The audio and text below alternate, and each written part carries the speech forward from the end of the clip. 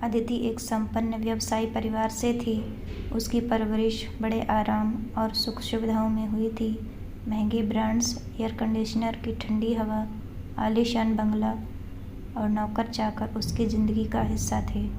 लेकिन किस्मत का खेल देखिए, शादी के बाद उसे एक ऐसे परिवार में आना पड़ा जहाँ ना तो बिजली की सुविधा थी, ना ही पक्के मकान और ना ही सुख सुविधाएं। उसका पति रमेश एक मेहनती युवक था, लेकिन उसके परिवार की आर्थिक स्थिति बहुत साधारण थी। घर मिट्टी का बना हुआ था, छत टपकती थी और गांव में बिजली का आना जाना लगा रहता था। यह बदलाव अदिति के लिए किसी सदमे से कम नहीं था। लेकिन क्या अमीर लड़की गांव में खुद को ढाल पाएगी? क्या वह अपने सुख सुविधाओं को छोड़कर नए जीवन में खुद को स्थापित कर पाएगी? और क्या वह अपने ससुराल में ऐसी जैसी सुविधा ला पाएगी? यही इस कहानी की धुरी है। शादी के बाद जब अदिति पहली बार अपने ससुराल पहुंची, तो उसने सोचा भी नहीं था कि उसे ऐसी परिस्थिति में रहना पड़ेगा। जैसे ही उसने गांव में कदम रखा, वहां की गर्म हवा उसके चेहरे से टकराई। चारों ओर कच्चे मकान, धूल भरी सड़कें और पुराने ढंग की चीज़ें देखकर वह भीतर ही भीतर घबरा गई। घर के भीतर कदम रखते ही उसे घुटन सी महसूस हुई। ना कोई कूलर, ना ही पंखा सही से चल रहा था। रात को जब सोने का वक्त आया, तो उसने रमेश से पूछा, कम से कम एक छोटा एसी तो लगवा ही सकते हैं ना? रमेश ने मुस्कुराते हुए कहा, अदिति, यहाँ बिजली ही 10-12 घंटे जाती रहती है। एसी यहाँ सपना ही है। यह सुनकर अदिति को झटका लगा। वह सोचने लगी कि इतनी गर्मी में वह कैसे रहेगी। पहली ही रात अदिति के लिए किसी परीक्षा से कम नहीं थी। उमस और गर्मी से उसे नींद नहीं आ रही थी। रमेश तो ऐसे ही सो गया जैसे उसे कोई फर्क ही नहीं पड़ता। लेकिन अदिति करवटें बदलती रही। गांव में रात का सन्नाटा था, लेकिन बीच बीच में कुत्तों के भौंकने और दूर कहीं से ट्रैक्टर की आवाज़ आ रही थी। अदिति को तो अपने कमरे में एसी की ठंडी हवा में सोने की आदत थी। यहाँ तो एक पंखा भी ढंग से नहीं चल रहा था। सुबह होते होते अदिति का सिर भारी हो गया, आंखों में नींद नहीं थी और वह चिड़चिड़ी हो गई थी।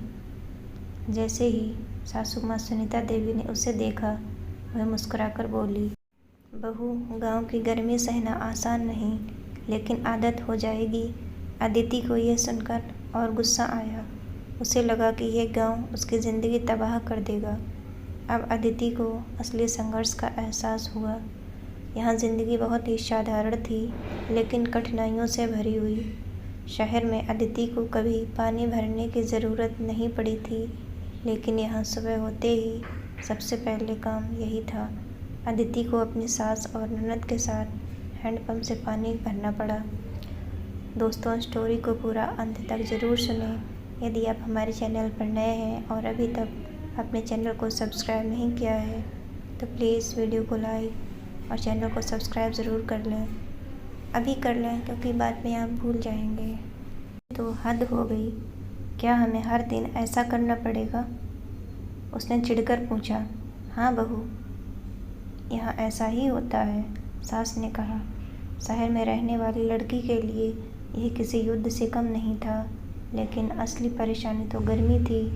दिन भर चिलचिलाती धूप में अदिति का सिर दर्द करने लगा। शरीर से पसीना बह रहा था और उसे चक्कर आने लगे। शाम को वह बुरी तरह बीमार पड़ गई।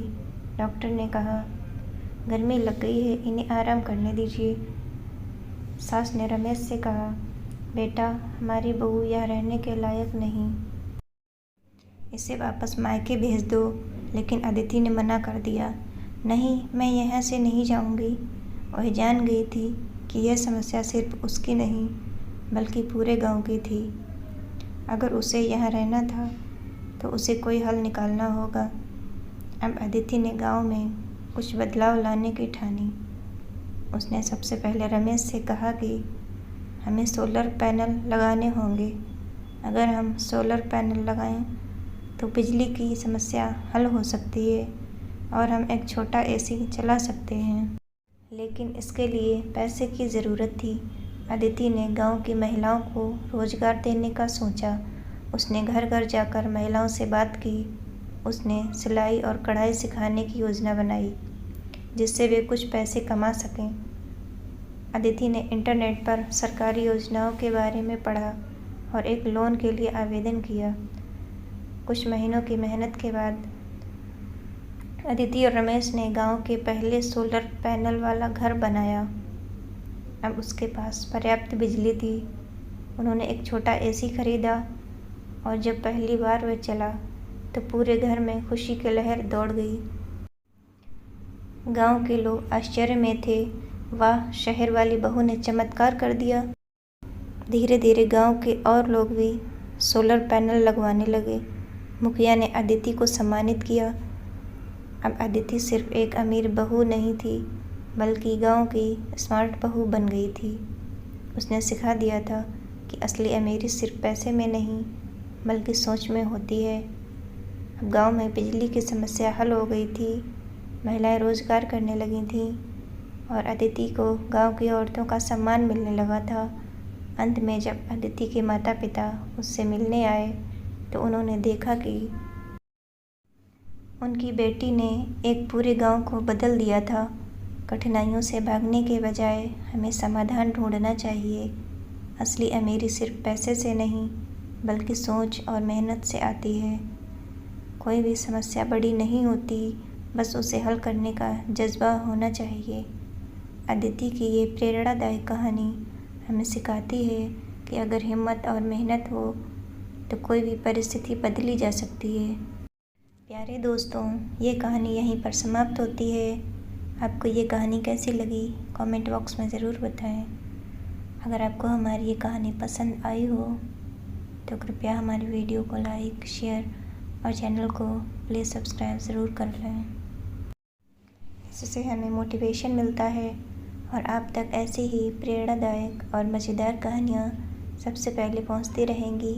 प्यारे दोस्तों, नमस्कार।